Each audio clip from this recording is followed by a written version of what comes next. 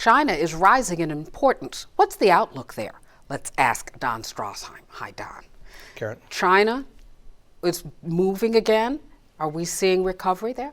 Well, we're beginning to see a little bit of growth there, a little bit more growth, I should say.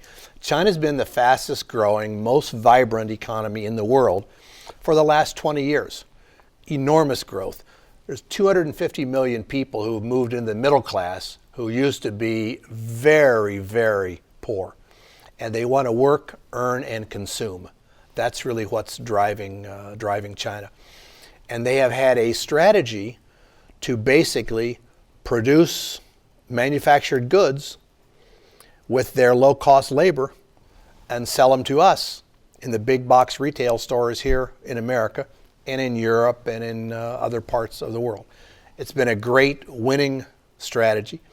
They're the manufacturing center of the world now in many respects. Their economy is going to grow this year somewhere about 6 to 8%.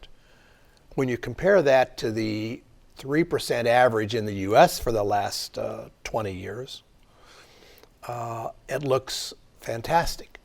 When you compare it to the 10% that they have enjoyed in the last decade, it looks kind of weak. But it's the fastest growing economy. It's going to remain the fastest growing economy. And all investors, I think, need to be exposed to China in big ways, just as it's virtually impossible to find a major American company that doesn't either sell a lot into China or produce in China for sale both in China and produce in China for sale around the world. Well, what about this argument that economic growth can only happen in a free market society and in a democratic society? China seems to be the exception to the rule. Well, China is the exception to the rule, and I spend a lot of time in China, and I'll go out to dinner with some business people or whatever, and never does the after dinner conversation deteriorate into one of, gee, Don, I'm so frustrated, I wish I could vote. The conversation instead is all about let's make money. The Chinese want their government to be responsible, and they want it to be responsive, and they want it to be accountable.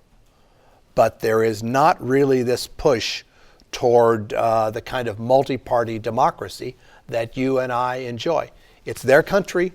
It's a sovereign nation. They can run it how they will, even though we don't really like it very much. Thanks, Don. You bet. Our guest has been Don Straszheim. You're watching the MoneyShow.com video network.